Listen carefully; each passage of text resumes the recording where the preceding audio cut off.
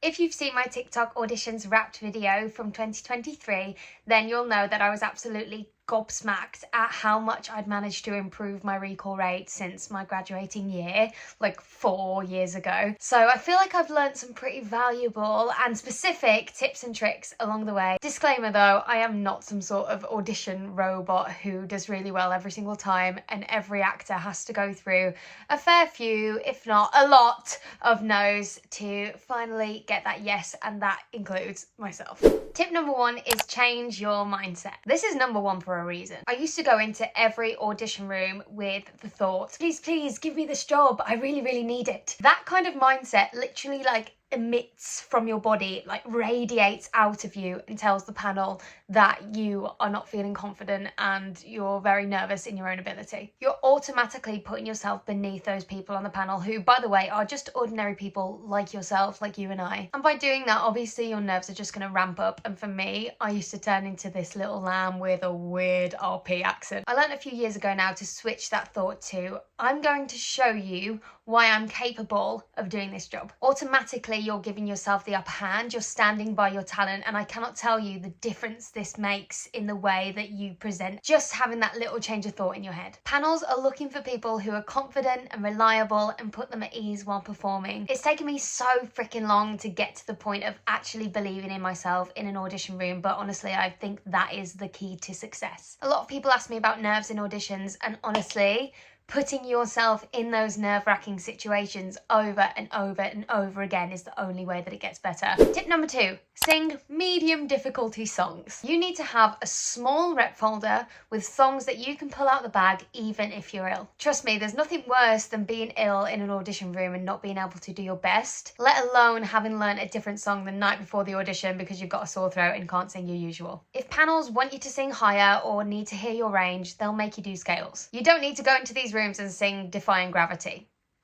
Unless, of course, you're auditioning for Alphabet, in which case, I'm sorry. Tip number 3, stand where you need to in dance auditions. If you need to be at the front to learn that choreography, stand at the goddamn front. I'm a very visual learner, but I'm a bit of an anomaly when it comes to dance. I'm such a visual learner that when somebody is dancing the choreography in front of me to teach me, I have to literally stand still and watch them. I don't know how this happened to me, why I became that way, but that's just the way my mind works. The only way I can describe it is I see all of the body parts moving, and if I was to take my eye off that to dance it myself, then I wouldn't be able to see all of the parts moving in the right way and pick up all the details. So I literally stand still and look like a cucumber. So I need to go to the back because actually me standing still will distract others around me. So I go to the back of the room. I know, it's weird. So I go to the back of the room to learn the choreography and then wait until we get into smaller groups to actually dance it full out. If this isn't you though, and you're a very physical learner, you need to get the steps into your body, you need to be dancing it the whole way through. And if you need to also be nearer to the choreographer to have your eye on them, please put yourself there. You have to learn to be a little bit selfish in this case because it can affect your audition so much. So just put yourself at the front if you need to be at the front. Tip number 4, dress for the show or the character. This isn't necessary, but I personally like to go into the room and show them a played down version of a costume. I don't mean go in and wear a witch's hat and paint yourself green, but just a little hint towards that. I don't know why I keep referring to Elphaba. Maybe it's because...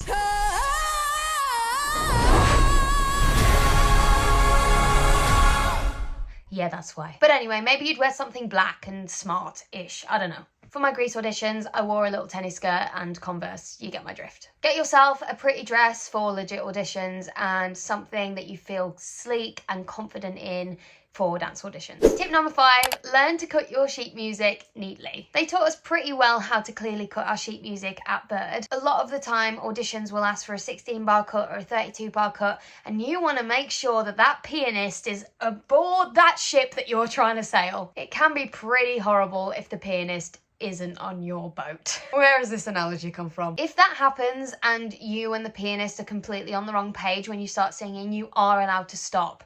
Just politely excuse yourself and ask for a little bit more time with the pianist to make sure that you're both on the same page. But you can help yourself out in this situation by cutting your sheet music neatly and clearly. I use luminous highlighters to highlight any cuts, any key changes, anything that the pianist could potentially miss if they were just skimming. Yes, it's a little bit overboard, but in my opinion, it's so worth it to make sure that you've got no unnecessary disruption to your audition. Tip number 6, perform your song out of context. Right, I'm going in to audition for Elphaba. Just so everyone's aware, that's never ever gonna happen. Let's say I'm taking the Mad Hatter from Wonderland. I am not gonna sing that song as the Mad Hatter singing the Mad Hatter. I'm gonna sing that song as Elphaba singing Mad Hatter. Actually, the fact that it's done by the Mad Hatter has no relevance at all. I'm gonna sing that song as if it is written in Elphaba's character arc, which might actually be quite iconic. If you're auditioning for Elphaba, feel free. Anyway, what is the point in showcasing that you can act like the Mad Hatter? Like, it's completely irrelevant in this situation. I would just show them Elphaba singing the Mad Hatter. Tip number 7, fuel your body. I can't say this enough. We have to fuel our bodies to be good at our job. I know there's some people who are watching this video who need to hear that. Younger me definitely needed to hear that. Have yourself a really, really good meal, maybe an hour and a half before your audition. If it's breakfast, make sure you get yourself a pastry and a coffee. We need to be strong. We need to be explosive. We need to be switched on mentally. You simply can't do that without food in your belly. If there's anything that you take away from this video,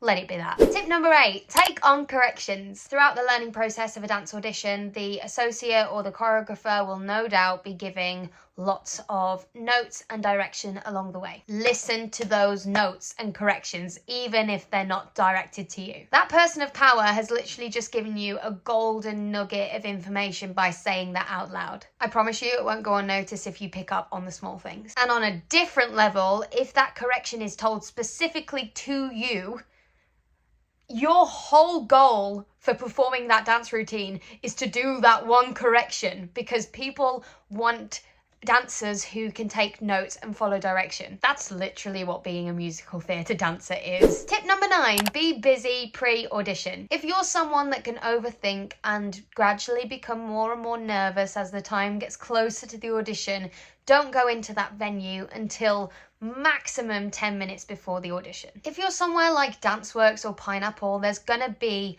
mad, crazy energy buzzing around that place from like 30 minutes before that audition. For me personally, I just cannot hack that and it puts me really on edge. So I just choose to not be in that environment. I will, however, make sure that I'm really, really close to the audition venue from like half an hour before, just so that I know that I'm there. But I will go and have a shop, do some browsing. I'll put on like a completely unrelated album. My go-to is 80s bangers. You just cannot go wrong. Put you in a really good mood, gets you pumped. Or I'll go to a coffee shop and read my book and put in my headphones with the noise cancelling setting on and just be in Zen mode. I'm a very empathetic person, so I can literally take on other people's nerves. It's not good for me to be in that environment, so you will see me strolling into that audition venue about 5 minutes before my audition. Tip number 10, and my final tip, is it's not freaking about you. If you weren't talented, you simply would not be in that audition room. Casting directors bring people into the room that they believe could be right for the show. They're rooting for you. That's literally their job. There is no point analysing what it means if you get cut first round, what it means if you get to finals, because there are just so many variables involved. It's impossible to know the exact reason. Maybe you're in for a cast change and you're just not similar enough to the person who played the role before. Maybe you're too short amongst the people in the audition room with you. You're not technical enough, you've not got a high enough belt, you haven't got a CV as long as your arm, you can't do a million somersaults in a row, or maybe you just don't fit that very specific box for that very specific track in that very specific show. And I can't stress enough that none of that is a personal attack. Your skill set and you as a person, they're completely detached and separated. It can feel like a personal attack when you get cut, but it's not about you and your soul and you as a person. I genuinely think that I get auditions through and sometimes recalls because I have very conveniently packaged myself in a neat little box, a neat little parcel that can be shipped off to a plethora of shows where my skill set very luckily matches my image and what I bring as a person. And that little box can be sent to shows all with the same vibe. My CV is literal proof of this. I will never be seen for shows like Les Mis and Phantom. In fact, I don't even have ballads or songs by older women in my rep because I will never ever be asked for them, and I have come to terms with that. But shows like Hairspray, Legally Blonde, Mamma Mia, Absolutely, yes, my box will go right in your mailbox. But my point is, the fact that I've not booked Les Mis or Phantom is not fricking about me. And I have settled with that now. It feels like it's so obvious, it's staring in my face why I'm not seen or booked in those sorts of shows. But before, I couldn't see why that was and took it really personally. I hope that you can put that into some sort of context for yourself, because that mindset switch completely changed the game for me. This video was filmed on my iPhone and it's gradually getting dark, and so this all was a mess, but I hope the information was valuable to you and I hope you've enjoyed it. Thanks so much for being here. I appreciate you all so much. If you have the time, please do subscribe and give it a thumbs up to help people find me. Mwah, lots of love.